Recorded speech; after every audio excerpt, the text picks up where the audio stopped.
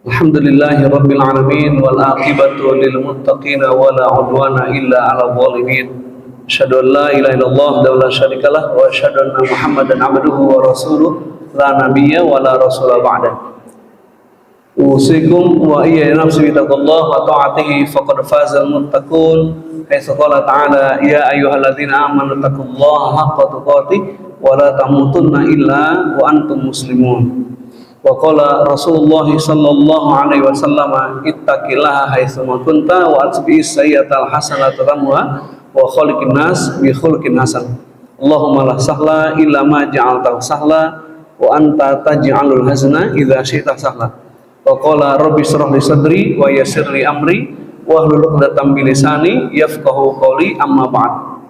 Bersyukur atas nikmat yang Allah karuniakan, salawat teriring salam semoga tetap tercurah kepada Nabi junjungan alam, Nabi kita Muhammad sallallahu alaihi wasallam serta keluarganya, para sahabatnya, tabi'in, tabi'in dan insyaallah sampai kepada kita umatnya yang senantiasa istiqomah beriltizam terhadap al-Islam dan sunnah-sunnah beliau hingga akhir hayat kita kelak, dan mudah-mudahan di akhirat nanti kita mendapatkan syafaatul uzmanya, amin ya rabbal alamin.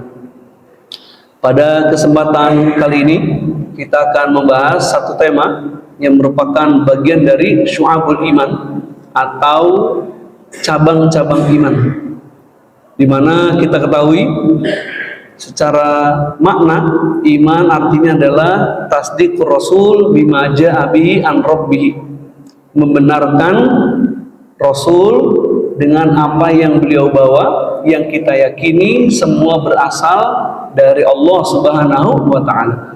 Sebagaimana Allah berfirman, wa ma yantiqu 'anil hawa in huwa illa wahyu yuha, bahwa apa yang disampaikan oleh Nabi semuanya adalah berasal dari Allah.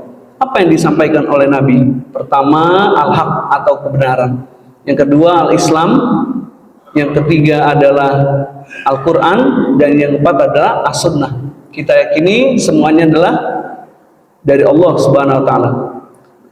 Kemudian dalam sabdanya, Nabi SAW bersabda bahwa iman itu terdiri dari 60 atau 70 cabang lebih. Fa'afdaluha, cabang iman yang paling tinggi adalah kalimat la ilaha illallah, dan yang paling rendah adalah imatatul adza anit thoriq, menyingkirkan halangan dari jalan yang biasa dilalui oleh masyarakat luas. Oleh karena itu, karena iman memiliki cabang, maka dalam akidah Ahlussunnah wal Jamaah, iman itu yazid wa yanqus, dia bisa bertambah, dia bisa berkurang. Yazidu bit ta'ah wa yanqusu bil ma'siyah, menjadi bertambah iman kita karena ketaatan kepada Allah, dan menjadi berkurang karena kemaksiatan. Lalu disimpulkan oleh para ulama bahwa cabang-cabang iman yang ada 60 atau 70 cabang itu, kalau dibagi lagi secara garis besar sebagaimana definisi iman yang lain, dimensinya ada 3. Karena iman itu iqraru bil lisan, diucapkan dengan lisan, wa tasdiq bil qalb, dibenarkan dengan hati, wal amal bil arkan, lalu dibuktikan dengan perbuatan. Sehingga ada cabang iman berkaitan dengan hati, ada cabang iman berkaitan dengan lisan, dan ada cabang iman berkaitan dengan perbuatan. Nah, pagi hari ini insya Allah kita akan membahas cabang iman berkaitan dengan lisan, berkaitan dengan lisan. Yang dalam Islam, lisan sesuatu yang disebut dengan bagian dari tubuh kita yang tidak bertulang, tapi tajamnya lebih tajam dari pedang. Maka orang Arab bilang salamatul insan fi hifdzil lisan, bahwa selamatnya manusia itu dengan cara dia menjaga lisannya, baik di dunia maupun di akhirat. Urusan di dunia, saya kira salah satu yang menjadikan penyebab, yang menjadi trigger terjadinya kerusuhan dalam demo kemarin, salah satunya adalah masalah lisan. Ya, masalah lisan. Ya, bagaimana sosok para pemimpin-pemimpin kita, para wakil-wakil kita, ya, kemudian tidak bisa menjaga lisannya, sehingga kemarin itu ditumpahkan semua. Ya, apa yang menjadi kegelisahan, apa yang menjadi unek-unek di hati rakyat ditumpahkan semua. Apalagi ada orang yang bermain bisa. Nah, maka pentingnya bagi kita sebagai seorang muslim untuk bagaimana kita menjaga lisan. Dalam surat Fusilat, surat ke-41, ayat yang ke-33, Allah Subhanahu wa taala berfirman, "Wa man ahsanu qaulan mimman da'a ilallah wa 'amila shalihan wa qala innani minal muslimin." Artinya kurang lebih kata Allah, dan siapa yang lebih baik perkataannya dari orang yang menyeru kepada Allah lalu dia beramal soleh dan dia berkata sesungguhnya aku ini adalah orang-orang muslim, orang-orang yang berserah diri. Dari ayat yang mulia ini bisa kita simpulkan Bapak Ibu bahwa mafhum mukhalafahnya, pemahaman terbaliknya, orang yang disebut sebagai muslim, orang yang disebut sebagai seorang muslim, yang pertama yaitu dari kata-katanya, dari lisannya tidak akan keluar kecuali sesuatu yang baik. Kecuali sesuatu yang baik. Apa yang dia keluarkan? Salah satunya dengan lisannya dia amar ma'ruf nahi mungkar. Dia mengajak manusia kepada kebaikan dan mencegah manusia melakukan keburukan. Dari lisannya kata-kata yang keluar yaitu semuanya adalah dakwah, semuanya adalah ajakan, seruan untuk beribadah kepada Allah, untuk mencintai Rasulullah dengan menjalankan sunnahnya. Ya, kemudian dari lisan itu dia buktikan dengan melakukan amal soleh. Dia dibuktikan dengan amal soleh. Maka ada satu kaidah penting juga dalam bahasa Arab disebut lisanul hal afsahu min lisanil maqal, bahwa bahasa perbuatan, bahasa amal itu lebih afsah, lebih fasih daripada sekedar bahasa lisan.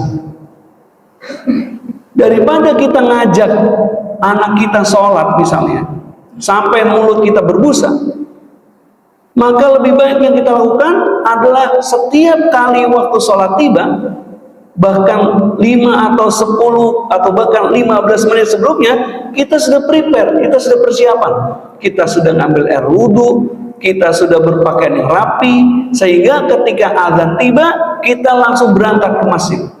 Maka bahasa perbuatan itu lebih afsah, lebih fasih, lebih mengena daripada kita sekedar mengajak dia secara verbal. Itu disebut lisanul hal afsau min lisanil maqal. Lalu bagaimana pentingnya lisan dalam perspektif Islam? Bapak Ibu yang dirahmati Allah, kita harus mengakui bahwa lisan adalah salah satu anugerah nikmat Allah yang terbesar yang Allah berikan kepada manusia. Yang melalui lisan ini manusia dapat berkomunikasi, dapat menyampaikan informasi, dan bisa mengekspresikan perasaannya. Namun di balik itu semua, lisan juga bisa menjadi sumber kebaikan atau bisa menjadi sumber keburukan. Tergantung bagaimana kita menggunakannya. Dan sebagai seorang muslim, kita dianjurkan untuk bertutur kata yang baik kepada siapapun. Kepada siapapun. Bahkan kepada orang-orang yang benci terhadap Islam, baik orang kafir, baik orang munafik. Maka disebutkan dalam surat Al-Furqan, ciri-ciri ibadur rahman, hamba Allah yang maha pengasih itu adalah salah satunya idza khatabahumul jahilun qalu salama. Kalau dia berkomunikasi, berinteraksi dengan orang-orang jahil, qalu salama, tidak ada yang keluar dari lisannya kecuali kata-kata yang baik. Kecuali kata-kata yang baik. Nah, Bapak Ibu yang dimuliakan Allah, maka lisan dalam perspektif Islam yang pertama, dia adalah indikator iman. Karena di awal tadi saya sudah sampaikan bahwa lisan ini menjadi bagian dari syu'abul iman, bagian dari cabang-cabang keimanan. Ini tadi disebutkan ada 3 dimensi, ada cabang hati, ada lisan, dan ada anggota badan. Jadi lisan ini menjadi salah satu dimensi dari cabang iman kita. Ketika cabang-cabangnya itu satu-satu tidak ada, maka itu berpengaruh terhadap kualitas keimanan kita, kesempurnaan iman kita, dan berpengaruh terhadap kondisi keimanan yazid atau yanqus, bertambah atau berkurang. Maka disebutkan oleh Allah Subhanahu wa taala dalam surat Al-Mu'minun, surat nomor yang ketiga, surat nomor ke-23, ayat yang ketiga. Walladzina hum 'anil laghwi mu'ridun. Bahwa orang-orang beriman yang disebut sebagai orang yang beruntung itu adalah orang-orang yang menjauhkan diri dari perbuatan dan perkataan yang tidak berguna. Orang-orang yang menjauhi dari perkataan dan perbuatan yang tidak berguna. Kemudian Nabi SAW bersabda dalam sebuah hadisnya yang diriwayatkan oleh Imam Bukhari dan Muslim, yang insya Allah kita semua sudah hafal, man kana yu'minu billahi wal yaumil akhir, siapa orang yang beriman kepada Allah dan hari akhir, falyakul khairan aw liyasmut, hendaklah ia berkata yang baik, atau kalau tidak bisa hendaklah dia diam. Lalu kemudian dalam sebuah hadis yang diriwayatkan oleh Imam Bukhari dan Muslim, hadisnya lumayan panjang, yang ditulis salah satunya dicantumkan oleh Syekh Muhammad dalam kitabnya Kitabut Tauhid. Ada hadis dari Mu'adz bin Jabal. Kata Mu'adz, kuntu radifan nabiyyu sallallahu alaihi wasallam. Aku pernah diboncengi oleh Nabi sallallahu alaihi wasallam ala himar, di atas himarnya. Di atas himarnya, di atas keldainya. Faqala li, lalu Nabi bersabda kepadaku, ya Mu'adz, wahai Mu'adz, atadri ma haqqullahi 'alal ibad wa ma haqqul ibadi 'ala Allah. Tahukah kamu apa yang menjadi haknya Allah atas hamba dan apa yang menjadi haknya hamba atas Allah? Maka Mu'adz sebagai sosok pemuda, remaja yang mencerminkan remaja yang soleh, remaja yang beriman, ketika beliau ditanya oleh Rasulullah, beliau tidak kepo, bukan kepo, beliau tidak sotoy, Pak. Ya, kalau bahasa anak sekarang tidak sotoy. Tahu sotoy, Pak? Ya, pagi-pagi habis ngaji makan sotoy enak lah. Ya. Dia tidak so tahu. Dia tidak lantas jawab dengan hawa nafsunya, dia tidak asbun, dia tidak duga-duga, tapi dia menunjukkan kualitas keimanannya. Dengan apa? Qultu, kata Mu'adz, aku menjawab, Allahu wa rasuluhu a'lam. Dia menjawab, Allah dan Rasulnya lebih mengetahui. Masya Allah.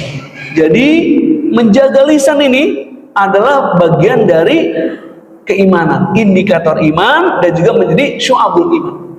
Bahkan kalau kita lihat biografi para ulama, antara lain misalnya para ulama madhab, ya, para ulama madhab, Imam Syafi'i rahimahullah ta'ala, dari 100 pertanyaan yang disampaikan kepadanya, itu kebanyakan, mayoritas pertanyaan itu beliau jawab dengan kalimat wallahu a'lam, Allah lebih tahu jawabannya.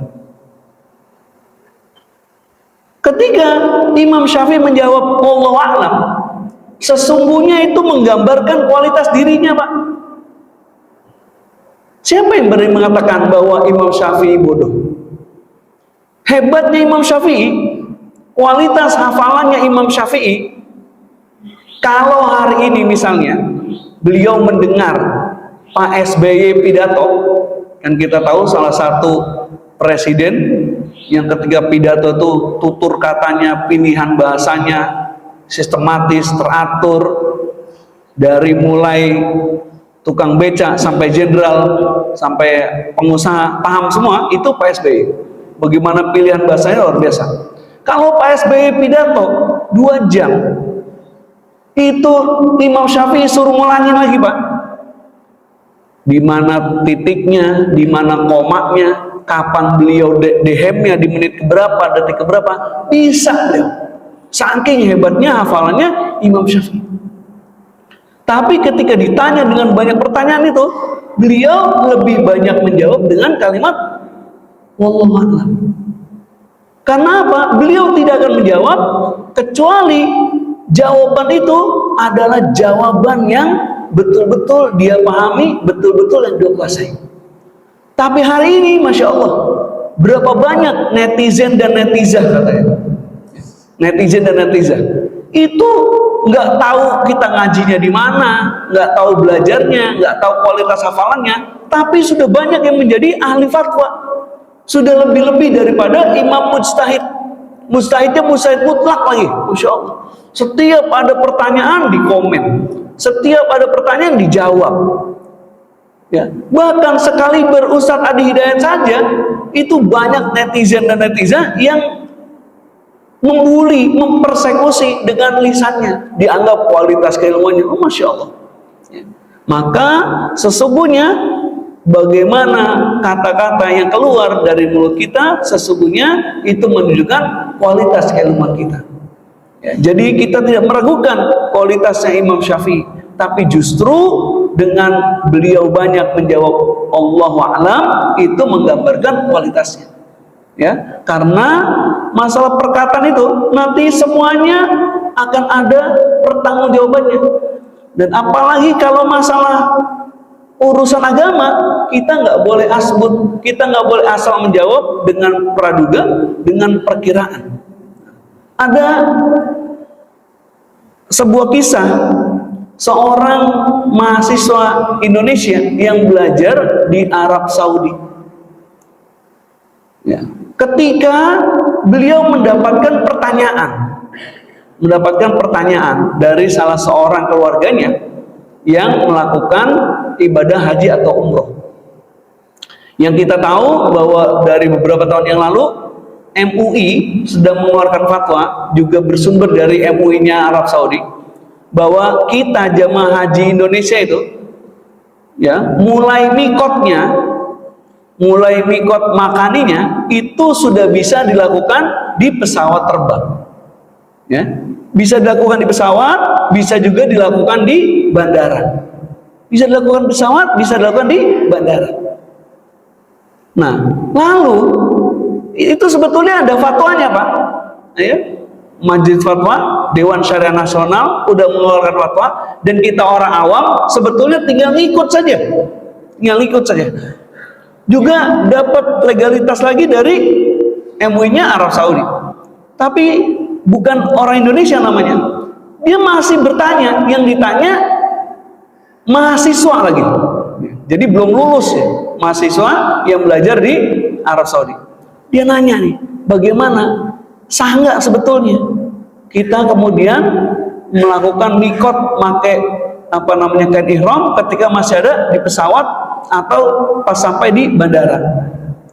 Nah, karena mahasiswa yang ditanya ini juga orang alim, beliau tidak menjawab, tapi beliau bertanya lagi kepada gurunya. Dia telepon gurunya. Ternyata gurunya itu adalah sepupu dari Syekh Sudais, Syekh Abdurrahman As-Sudais, sebagai imam besar dan juga disebut Khodimul Haramain, penjaga atau pelayan dari 2 Masjidil Haram, yang beliau menjadi imam Masjidil Haram itu sudah diangkat sejak tahun 1984. Jadi sudah 20 tahun lebih. Itu ternyata ditanya sama dosennya itu, Dosennya juga tidak langsung menjawab, Pak. Tapi menelpon lagi, yang ditelepon siapa? Syekh As-Sudais. Dan jawaban Syekh As-Sudais juga adalah sesuai dengan apa yang disampaikan oleh fatwanya dari MUI dan dari Majelis Fatwa di Arab Saudi. Ala kulli hal, dari pelajaran ini, seorang dosen ya di Universitas Islam Madinah yang memang kualifikasinya dosen syariah, ketika ditanya suatu hukum, suatu perkara dengan kapasitas ilmunya, itu tidak langsung menjawab, Pak. Tapi malah mengembalikan kepada yang lebih ahli, dan jawabannya tidak jauh beda dengan fatwa yang dikeluarkan oleh mayoritas ulama di negara kita atau di negara Saudi. Jadi tidak bertentangan. Tapi hari ini yang bikin kita bingung, ya, apalagi juga termasuk salah satu jamaah, terkadang kita tidak tahu satu masalah, bertanya kepada seorang ustadz, sudah dijawab, lalu kita biasanya nanya lagi kepada ustadz yang lain, Pak. Yang nanyanya kita kepada ustadz yang lain itu bukan mau cari tahu, karena sebetulnya udah tahu, kita udah dapat jawaban dari ustadz yang lain. Tapi kita nanya lagi ke ustadz yang lain, ternyata modusnya, niatnya, tujuannya adalah bukan ingin mencari tahu, tapi kadang bukan juga ingin perbandingan, tapi mau tahu atau mau ngetes, ini kira-kira pinteran mana ustadznya. Bahkan terkadang kurang adabnya, kita ketika bertanya disebutin. Jadi begini Ustadz, saya kemarin nanya mau Ustadz Fulan, disebut, Pak. Saya nanya, katanya hukum melakukan ini dan ini, kalau kata Ustadz itu nggak boleh Ustadz. Gimana kalau menurut Ustadz? Begitu, Pak. Nanti kalau Ustadz dijawab nggak terima, malah debat. Kok nggak Ustadz boleh? Ustadz yang ono bilang nggak boleh. Yang bener gimana? Masya Allah, la haula wala quwata illa billah. Nah, ini biasanya yang terjadi. Maka mudah-mudahan dengan kita mengetahui ini, ya, bahwa lisan itu menjadi bagian dari cabang keimanan. Ketika kita menjaga, kita bisa lebih berhati-hati dan waspada. Karena pentingnya menjaga lisan, yaitu karena semua ada tanggung jawabannya di hadapan Allah Subhanahu wa taala. Allah berfirman dalam surat Al-Qaf, surat ke-50 ayat ke-18, wa ma yalfidhu min qaulin illa ladaihi raqibun atid. Tidak ada satu kata yang diucapkan melainkan di sisi kita ada malaikat pengawas yang selalu hadir, raqib wa atid, yang dia dekat dengan kita dan juga mengawasi dan hadir. Maka tidak sembarangan, ya, tidak sembarangan. Dan kita sudah hafal di surat Al-Zalzalah, faman ya'mal mithqala dzarratin khairan yarah wa man ya'mal mithqala dzarratin syarran yarah, bahwa sekecil apapun perkataan dan perbuatan ada tanggung jawabannya, ada pertanggungjawabannya di hadapan Allah Subhanahu wa taala. Oleh karena itu ada satu kaidah penting dalam din kita, yaitu pentingnya kita menjaga lisan. Yang ketiga adalah adanya larangan bicara, adanya larangan berkata tanpa ilmu. Jadi kita dilarang berbicara atau berkata tanpa ilmu. Mana dalilnya? Dalilnya ada di surat Al-Isra ayat ke-36. Surat 17 ayat yang ke-36. A'udzubillahi minasyaitonirrajim. Wala taqfu ma laisa laka bi ilm. Janganlah kalian mengikuti sesuatu yang kalian tidak punya ilmu tentangnya. Inna sam'a wal basara wal fuada, karena sesungguhnya pendengaran, penglihatan dan hati, kullu ulaika kana anhu mas'ula, semuanya ada pertanggungjawabannya di sisi Allah Subhanahu wa taala. Bapak Ibu menurut Allah, Surat dan ayat ini sering kita hafal dan sudah kita hafal, tapi kita taunya bahwa surat ini dan ayat ini adalah dalil bagi kita untuk larangan melakukan taklid buta. Larangan kita melakukan taklid buta. Jadi beda Pak, ada taklid buta.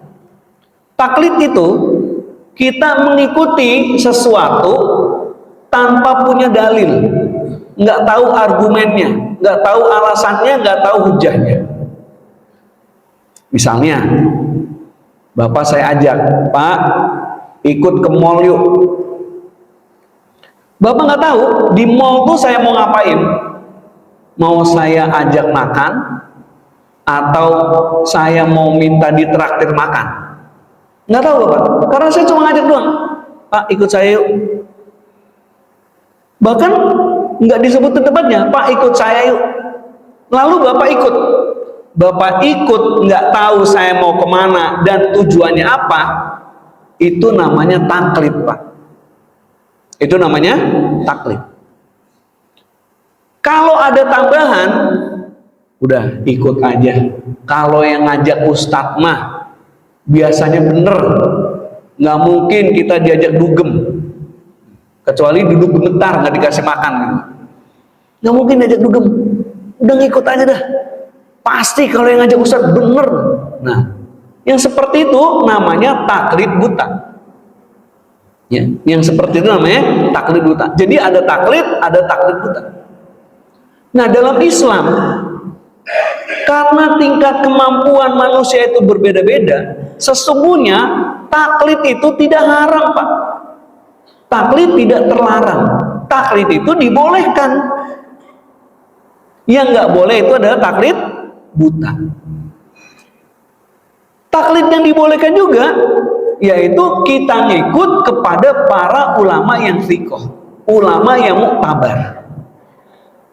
Misalnya kita taklid kepada para ulama imam mazhab yang 4, yang semuanya adalah mujtahid mutlak.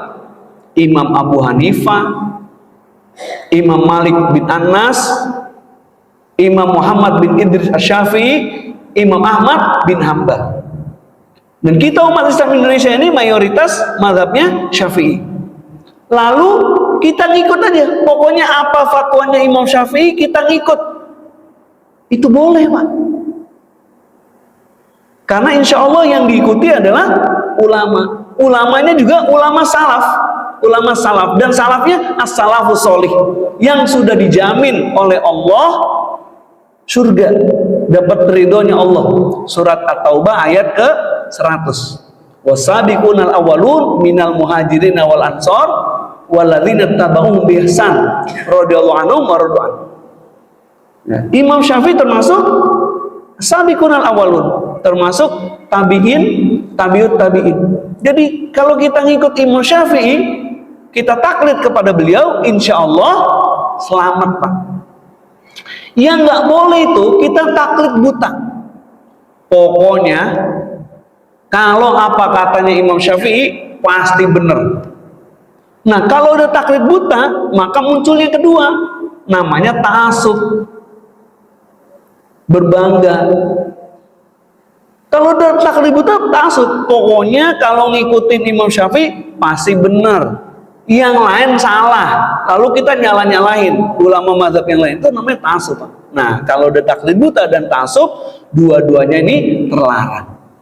Jadi kalau taklid saja kita boleh karena kemampuan kita. Nah, ala kulli hal, Bapak Ibu menurut Allah, mari kita buka tafsirnya. Surat Al-Isra ayat ke-36. Dalam tafsir Ibnu Katsir disebutkan riwayat dari Abdullah bin Abbas. Siapa Abdullah bin Abbas Bapak Ibu? Kenal Pak? Halo? Siapa Pak Ibnu Abbas? Ibnu Abbas ini adalah sepupunya Rasulullah karena anak dari Al-Abbas bin Abdul Muthalib, dan juga salah satu sahabat Nabi yang usianya relatif muda dan termasuk ulama di kalangan para sahabat. Saya pernah sampaikan, ya, sahabat-sahabat Nabi yang usianya masih muda, tapi kalibernya kaliber ulama. Banyak yang namanya Abdullah, ya. Ada Abdullah bin Umar, ada Abdullah bin Abbas, ada Abdullah bin Mas'ud, ada Abdullah bin Amr bin As. Banyak sekali, Pak, ya. Dan Abdullah bin Abbas ini kompetensinya, keahliannya, beliau adalah orang yang paling mengerti dan menguasai tafsir Al-Quran. Orang yang paling mengerti dan memahami tafsir Al-Quran. Kenapa? Karena waktu bayi, Pak, beliau ini pernah ditahnik oleh Rasulullah dan didoakan,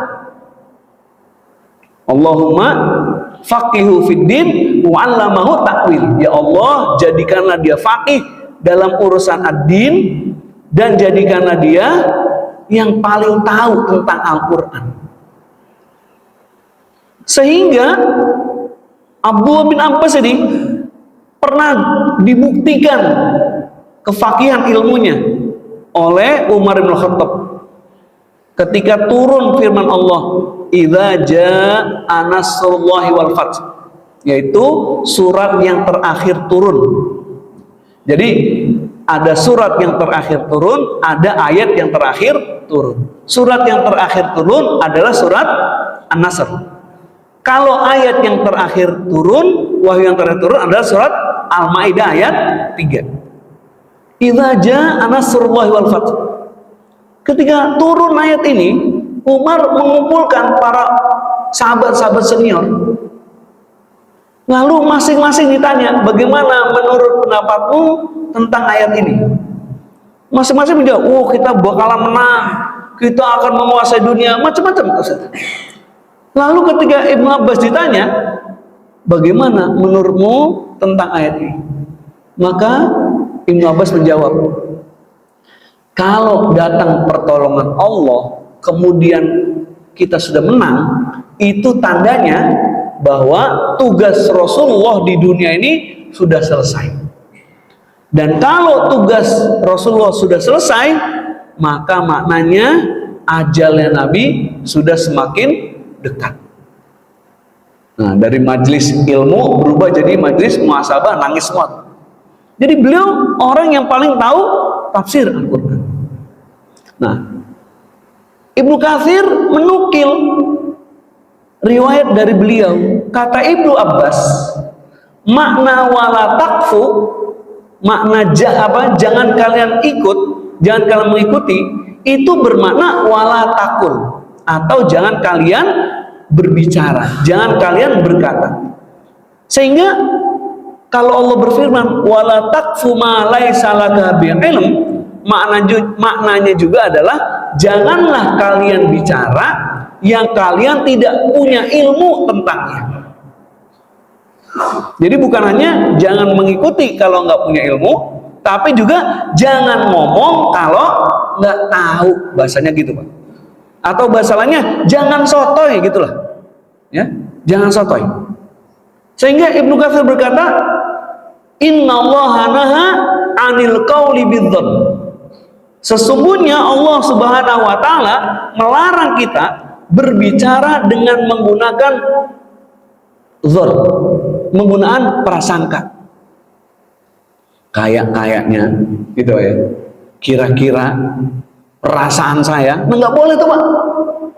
Jadi berbicara menggunakan dzann itu dilarang. Innallaha ta'ala naha 'anil qauli bidzann. Sehingga kita juga nggak boleh mengaku melihat padahal tidak melihat, mengaku mendengar padahal tidak melihat. Kalau saya lihat-lihat, gitu. Biasanya kalau cerita dimulai dengan begitu tuh, ya, seru tuh, Pak. Kalau saya dengar-dengar, wah seru tuh.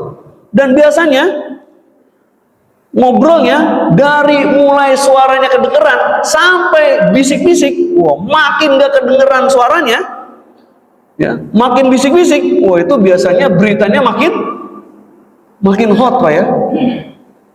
Ya. Beritanya makin hot. Jadi dilarang kita bicara menggunakan prasangka. Ya. Jadi jangan sampai saya mendengar padahal tidak mendengar.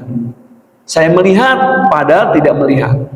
Saya tidak tahu padahal saya tahu padahal tidak mengetahui. Dan ini dalam segala macam urusan, Pak. Apalagi kalau berkaitan dengan masalah Islam, berkaitan dengan masalah hukum Allah, halal dan haram. Kita bisa bayangkan, Pak, kalau orang yang tidak berkompeten bicara, makanya Nabi bersabda, "Idza wusidal amru min ghairi ahli fantazir sa'ah." Kalau satu urusan, satu perkara diserahkan kepada yang bukan ahlinya, maka tunggu aja datangnya saat kehancuran. Jadi profesionalisme, kompetensi, integritas itu begitu penting dalam Islam. Sehingga jangan sembarangan. Ya. Nggak boleh. Kalau tidak ahlinya, ya. Sekarang ini Masya Allah, ada orang yang disebut, ya, apa aja tahu, segala macam tahu dia. Ya. Beritanya apa saja, dia bisa jawab. Jadi justru orang yang apa aja tahu itu makin diragukan kompetensinya, makin diragukan keilmuannya. Karena kalau dia benar-benar ilmu, justru dia akan bersikap seperti Imam Syafi'i rahimahullah ta'ala, yang ketika banyak ditanya, banyak pertanyaan, beliau tidak menjawab kecuali jawaban yang sudah diyakini dan perkara-perkara yang beliau memang kompeten, dan selebihnya beliau banyak menjawab dengan jawaban Wallahu a'lam, Allah yang maha tahu. Ya. Sehingga ayat yang mulia ini menjelaskan larangan dari Allah Subhanahu wa ta'ala kepada kaum muslimin untuk mengikuti sesuatu, berkata sesuatu yang kita tidak punya ilmu tentangnya. Haram hukumnya, apalagi jika hal berkenaan dengan masalah hukum halal dan haram. Apalagi kalau bicara tentang masalah ad-din, bicara tentang Al-Quran, bicara tentang Allah, bicara tentang Rasulullah. Yang kalau kita baca dalam tafsirnya, sesudah dijabarkan oleh Ibnu Katsir, lalu beliau menukil hadis-hadis, yaitu antara lain hadis tentang masalah penafsiran Al-Quran. Ya, Ibnu Katsir menukil hadis Nabi SAW, "Man fassarul Quran," siapa yang menafsirkan Al-Quran, birro'ihi, hanya menggunakan akalnya doang, akal ansih, ya, tidak bil ma'thur, tidak merujuk kepada kaulnya Rasulullah, tidak merujuk kepada kaulnya para sahabat dan para ulama, tapi dia menjawab dengan akalnya, berarti dengan hawa nafsunya. Man fassarul Qur'ana bi ra'yihi, apa kata Nabi? Falyatabawwa maq'adahu minan nar, maka siap-siap dia menempati tempat duduknya di neraka. Nah, serem, Pak. Jadi kita nggak boleh kalau bicara tentang Allah, bicara tentang Islam, bicara tentang Al-Quran, bicara tentang Al-Hadis, bicara tentang hukum halal dan haram, yang nggak punya ilmu tentangnya, kita nggak boleh bicara, nggak boleh sembarangan. Dalam hadis yang lain disebutkan, man fassarul Qur'ana bi ra'yihi fa asaba faqad akhta'a. Kata Nabi, siapa yang menafsirkan Al-Quran dengan akalnya, lalu benar, Pak, ya, benar tuh, waktu dia nafsirin pakai akal, ternyata benar. Faqad akhta'a, kata Nabi, sungguh dia telah salah. Yang disalahin sama Nabi bukan hasilnya, tapi Nabi menyalahkan masalah metodenya. Maka dalam Islam metodologi ini penting, kan? Berapa banyak kita dengar misalnya ada orang bicara tentang Al-Quran, dia nggak paham, dia nggak tahu, ya. Yang viral itu beberapa bulan lalu yang ngomong bahwa tidak ada dalil dalam Al-Quran tidak ada ayat Al-Quran yang menyebutkan sholat itu sehari semalam 5 waktu. Ada apa ya? Ada. Yang ngomong bukan anak TPA,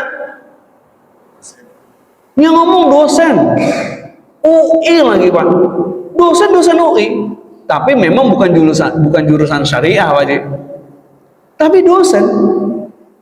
Ya orang mungkin nggak akan ngelihat embel-embel belakangnya, tapi orang lihat dosen. Kalau dosen itu berarti S3 ya Pak, dokter. Kalau kita kan S7 ya, minimal HP kita Samsung S7 kan. Dosen, maka orang pakai saya karena begitu. Padahal dia ngomong bukan keahliannya tuh, ya, bukan keahliannya. Makanya masya Allah ayat ini sebetulnya larangan ya, karena tadi hukumnya bukan hanya makruh tapi haram. Dan banyak yang masalah yang terjadi saat ini karena orang bukan ahlinya, ya, itu ngomong, itu bicara, dan makin bikin keruh suasana. Makin bikin kerusuhan. Jadi masya Allah kalau kita memahami tentang syu'abul iman ini, cabang iman ini, sebetulnya sudah cukup betul-betul bisa menyelamatkan, baik kita selamat diri di dunia dan di akhirat, juga menyelamatkan bangsa ini, ya, menyelamatkan bangsa ini. Yang keempat, dalam Islam perkataan itu adalah doa dan zikir. Perkataan adalah doa dan zikir. Karena tadi orang beriman dengan keimanannya, dia nggak akan sembarangan bicara, dia nggak akan sembarangan ngomong. Kalau dia bicara, insya Allah perkataannya, bicaranya jadi doa, karena yang keluar adalah perkataan yang baik-baik, Pak. Kalau tidak perkataan yang baik, minimal dia zikir, dia mengucap subhanallah, alhamdulillah, gitu. Jadi nggak mungkin, Bu saya gitu Pak ya, karena yang keluar zikir, ya. Nabi SAW bersabda yang diriwayatkan oleh Imam Bukhari, innal abda la yatakallamu bil kalimati min ridwanillah. Sesungguhnya ada seorang hamba yang berbicara dengan suatu perkataan yang tidak dipikirkan, lalu Allah mengangkat derajatnya, ya. Yarfa'ullahu biha darajat. Allah dengan perkataannya itu, padahal nyeplos doang Pak, kalau bahasa kita keceplosan. Ada seorang hamba yang berbicara dengan perkataan yang nggak dia pikirkan, tapi dengan perkataannya itu yarfa'ullah biha darajat, Allah subhanahu wa ta'ala mengangkat derajatnya. Dan kebalikannya, wa innal abdu, dan ada seorang hamba la yatakallamu bil kalimati min sakhatillah la yulqilaha. Ada seorang hamba yang dia berbicara dengan perkataan yang membuat Allah murka. Padahal ketika dia bicara itu dia juga nggak dipikirin. Kalau bahasa kita ini nggak sengaja, keceplosan bahayanya. Nah bahaya bagaimana? Lalu dilemparkan dia ke dalam jahanam. Na'udzubillah min dzalik. Jadi hati-hati dalam berbicara itu. Bagi seorang muslim, perkataan itu harusnya menjadi doa dan harus menjadi zikir. Karena ternyata dalam hadis ini yang diucap nggak sengaja naik Pak kepada Allah, baik atau buruk, maka dia bisa menjadi pintu surga, tapi juga bisa menjadi pintu neraka. Kata para ulama, ketinggian derajat di sini bisa diperoleh jika lisan selalu diarahkan kepada perkara yang baik. Perkara yang baik itu diantara dengan berdoa, membaca Al-Quran, berdakwah di jalan Allah, mengajarkan orang lain di majelis ilmu, dan lain sebagainya, dengan zikir, atau dengan kata lain, ketinggian derajat tersebut bisa diperoleh dengan mengarahkan lisan pada perkara-perkara yang diridhoi oleh Allah. Maka kita harus mulai membiasakan ini, Pak. Karena rumusnya dipaksa, terpaksa, lama-lama bisa karena biasa, akhirnya jadi kebutuhan, jadi karakter. Berapa banyak kita dengar ada orang yang kaget, Pak, udah kaget latah gitu, yang keluar dari lisannya perkataan yang buruk atau perkataan yang tidak bermanfaat. Dia kaget, dia ngucap panci lompat misalnya. Itu perkataan memang bukan perkataan baik atau bukan perkataan buruk, tapi perkataan yang tidak bermanfaat. Coba kalau dia kaget, langsung dia ucap astagfirullah, langsung dia ucap subhanallah, langsung dia ucap alhamdulillah, langsung dia ucap masya Allah. Intinya zikirlah. Dari kaget itu bernilai menjadi zikrullah, dari zikir menjadi ibadah, menjadi mengangkat derajatnya di sisi Allah. Oleh karena itu harus kita biasakan, Bapak Ibu, harus kita biasakan. Yang tadinya keluar kata-kata yang tidak bermanfaat itu sekali keluar karena proses kita bisa luruskan. Habis keluar kata-kata yang tidak bermanfaat, langsung kita luruskan. Seperti itu. Dan ini butuh proses. Kalau butuh proses berarti tidak semudah membalikkan telapak tangan. Tapi dengan ada kemauan, dengan mujahadah, kesungguhan, insya Allah bisa. Kemudian lisan ini, ya, syu'abul iman ini, dimensi lisan menjadi indikator akhlak mulia dan jaminan keselamatan.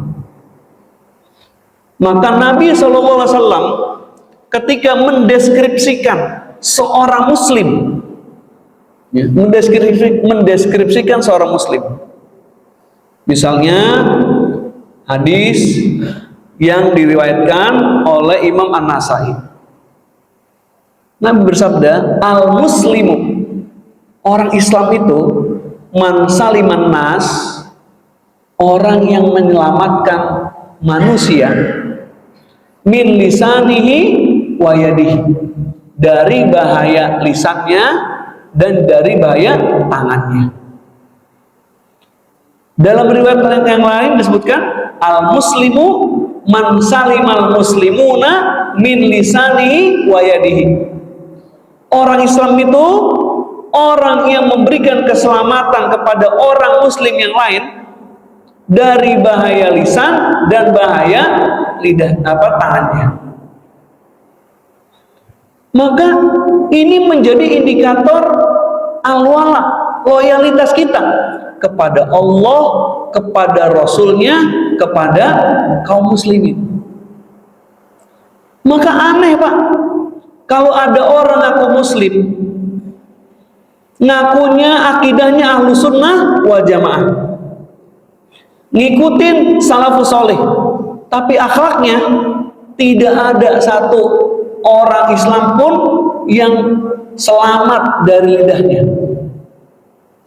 Tapi anehnya, dia mudah mengomentari sesama ustadz misalnya, dia mengomentari aktivis muslim, mengomentari organisasi Islam, tapi tidak ada satupun orang kafir, orang dolim yang dia komentari dengan lisannya. Jadi lucu, Pak. Ini namanya awala wal baro yang ketukar. Harusnya dia berwala kepada orang Islam, dia baro kepada musuh-musuh Islam. Ini terbalik, Pak. Kebalikannya, kepada sesama muslim dia baro, kepada musuh-musuh Allah dia wala. Nggak perlu disebut lah, Pak. Kemarin tuh yang satu jelas-jelas ustadz, aktivis gitu kan, pegiat dakwah, yang satu lagi buzzer. Ini kita benci nih karena buzzer, nggak ada manfaatnya gitu. Ternyata ketika mengomentari saudara-saudara kita yang sedang berjuang untuk kemerdekaan negaranya di Palestina, ya, saya sebut Hamas itu, ternyata komennya sama Pak. Nah ini yang satu ngakunya ustadz, sementara yang ini udah jelas-jelas buzzer, tapi komennya sama-sama negatif. Ada apa ini? Kok walatnya mereka sama? Nah maka harusnya orang Islam jelas keberpihakannya, jelas berdirinya di mana. Maka al muslimu man saliman nas. Jadi bukan hanya orang Islam, bahkan manusia. Ya. Dia memberikan keselamatan kepada manusia. Kalau udah manusia bukan hanya orang Islam berarti. Min lisanihi wa yadi, dari bahaya lisannya juga dari bahaya tangannya. Wal mu'minu, dan orang yang beriman, man aminatun nas, orang yang memberi jaminan keamanan kepada manusia, ala dimaihim wa amwalihim, ya, dari apa, pada urusan hartanya dan urusan darahnya. Karena kita sebagai orang Islam dilarang mengambil harta orang lain dengan cara yang batil, dilarang menumpahkan darah orang lain dengan cara yang batil, apalagi menumpahkan darah seorang muslim. Karena hilangnya nyawa seorang muslim itu lebih besar di sisi Allah daripada hancur leburnya dunia dan seluruh isinya. Jadi nggak sembarangan Pak, ya. Maka kita kenal ada istilah mulutmu harimaumu, gitu kan? Ya, seorang tabi'in berkata, lisanku adalah binatang buas. Jika aku lepaskan, maka ia akan memangsaku. Maka jangan sampai dengan lisan kita jadi termangsa sendiri, maka kita harus bisa menguasainya. Kemudian ada satu peribahasa bahasa Arab yang dulu sering dibaca dalam penutupan ceramahnya almarhum Kiai Haji Zainuddin MZ, ya. Kata beliau, kalau pedang lukai tubuh masihlah ada harapan sembuh, tapi kalau ada lisan melukai hati, kemana obat hendak dicari. Dulu kalau kita sering dengar kasetnya Pak, rekamannya di radio, dulu radio Pak ya, di RRI, di Kayu Manis, itu selalu penutup akhir ceramahnya beliau selalu mengucapkan peribahasa ini. Laqad jar isaiburun wala burulima jarohalisan. Kalau pedang lukai tubuh masihlah ada harapan sembuh, tapi kalau lisan lukai hati, kemana obat hendak dicari. Kemudian yang terakhir, ucapan itu mencerminkan hati. Apa yang terucap itu sesungguhnya cerminan dari isi hati. Maka saya nggak percaya Pak, bukan hanya 100%, 1000%. Kalau ada orang yang ngomong begini, saya mah cuma di mulut doang kasar, hati saya mah bersih, hati saya mah baik. Kalau saya demi Allah nggak percaya Pak sama orang begini. Kalau Bapak gimana Pak? Kan ada orang gitu, saya mah cuma mulutnya doang, cuma di mulut doang saya keras, di mulut doang saya, tapi benar saya mah hati saya baik. Ya, kalau saya bukan hanya 100%, 1000% nggak percaya. Karena kalau beda antara apa yang di lisan, apa yang ada di hati, itu namanya munafik Pak. Ya, kan munafik itu definisinya izharul iman wa ibtanul kufar, menampakkan keimanan tapi menyembunyikan kekafiran. Kalau ada orang yang lisannya baik tapi hatinya nggak baik, munafik dia. Atau maka kebalikannya dong, mafhum mukhalafahnya, kalau ada orang yang katanya mulutnya kotor, mulutnya kasar tapi ngaku hatinya baik, nggak mungkin itu. Ya, kalau katanya Agim, teko tidak akan mengeluarkan kecuali isi teko. Ya Pak ya. Kalau isi teko itu teh, mungkin nggak keluarnya susu Pak? Kalau di Bandung mungkin Pak. Teko isinya teh dituang. Kita tanya, apa ini? Ini teh susu gitu. Ya Pak ya. Kalau di Bandung bisa tuh, isinya teh, tapi pas keluar susu gitu. Kalau di Bandung bisa. Atau kebalikan. Jadi apa yang ada di hati pasti keluar dari mulut. Dan mulut itu cerminan hati. Mungkin dia bisa gimmick, mungkin dia bisa pura-pura lah kalau lagi. Tapi kalau akhlak itu kan sikap spontan Pak. Nah kalau spontan nggak mungkin dipikirin lagi. Maka yang keluar kalau itu keburukan, maka hatinya itu buruk. Kata Ibnu Qayyim al-Jauziyah, orang yang busuk akan terpancar dari hatinya. Kebusukan melalui lisan dan anggota badannya. Sedangkan orang yang baik akan terpancar kebaikan dari lisan dan anggota badannya pula. Jadi sinkron. Makanya iman itu dimensinya tadi lisan, hati, dan perbuatan. Tiga-tiganya harus sinkron. Ibnu Qayyim juga berkata, lihatlah kepada seseorang ketika dia berbicara, sesungguhnya lisannya akan menciduk untukmu apa yang ada di dalam hatinya. Apakah sesuatu yang manis, asam, tawar, atau asin. Jadi seperti itu. Maka kalau kemudian kita kumpulkan apa saja ketergelinciran oleh lisan manusia, banyak sekali Pak. Kalau penjelasan di dalam buku Syu'abul Iman, ya, dalam buku Syu'abul Iman, itu amalan hati itu cuma berapa Pak? Tapi kalau ngomongin amalan lisan itu banyak sekali. Mulai dari ghibah, ya. Ghibah sama fitnah kan udah 11-12 tuh. Orang kalau terlepas dari ghibah jadinya fitnah. Kalau nggak fitnah ya berarti ghibah. Orang gibahin kan, sesuatu itu benar jadinya gibah. Kalau yang diomongin salah jadinya fitnah. Dusta. Berapa banyak sekarang hoax, berita dusta. Ya, dan yang kesalahannya lagi, yang parahnya lagi, berapa banyak yang kemakan berita dusta. Namimah, adu domba. Laghun, perkataan yang sia-sia. Bullying, mencaci maki. Padahal kata Nabi, mencaci seorang muslim adalah kefasikan dan membunuhnya adalah kekafiran. Nah, masalah bullying ini bukan hanya verbal kan, tapi juga bisa anggota badan. Disebutkan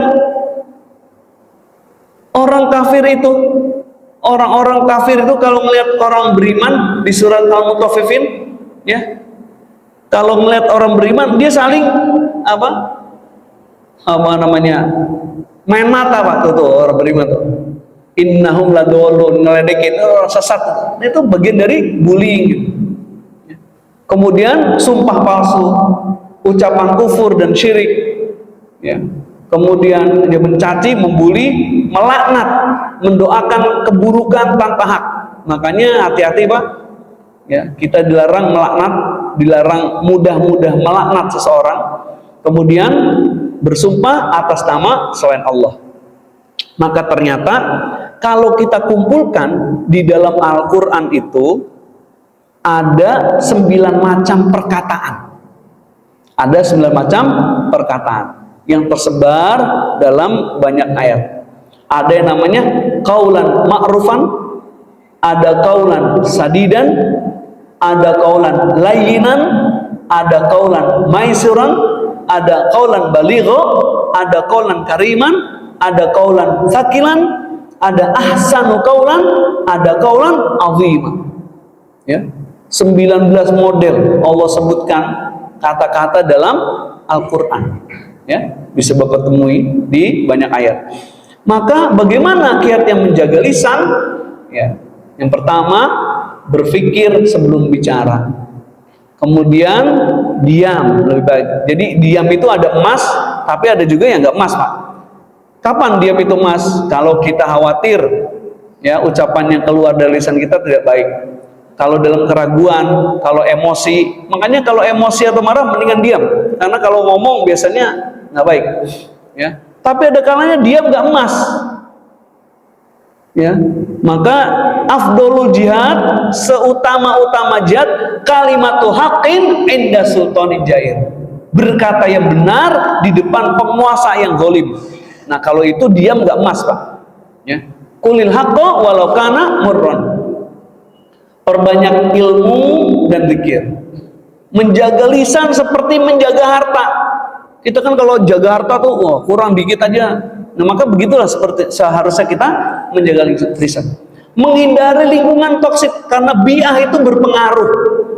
Ya, gaulnya sama bigos, ikut-ikutan bigos ya Bu ya. Tahu bigos Pak? Biang gosip kata Ibu. Ya. Kemudian ingat, setiap ucapan akan dicatat. Lalu kita memperbanyak muhasabah, dan yang tidak kalah penting, memohon doa pertolongan kepada Allah. Ya, karena kalau bukan karena pertolongan Allah, susah juga kita menjaga lisan. Ya, apalagi ya ustadz, guru itu sering ngomong, Pak, emang kerjanya ngomong itu, Pak, maka paling sering banyak berbuat kesalahan dengan lisannya. Mensibukkan diri dengan ucapan yang bermanfaat, dan kita mengingat akibatnya, yaitu memasukkan kita ke dalam jannah atau ke dalam nerakanya Allah. Allah a'lam bishawab. Barakallahu fikum. Demikian kajian kita pada kesempatan kali ini, mudah-mudahan bermanfaat. Ada pertanyaan? Saya kira cukup ya Pak ya? Ya, yang benar tanya dari Allah dan Rasulnya, yang salah dari saya dhaif. Kita akhiri dengan kafaratul majlis. Subhanakallahumma wa bihamdika asyhadu an la ilaha illa anta astaghfiruka wa atubu ilaik. Assalamualaikum warahmatullahi wabarakatuh.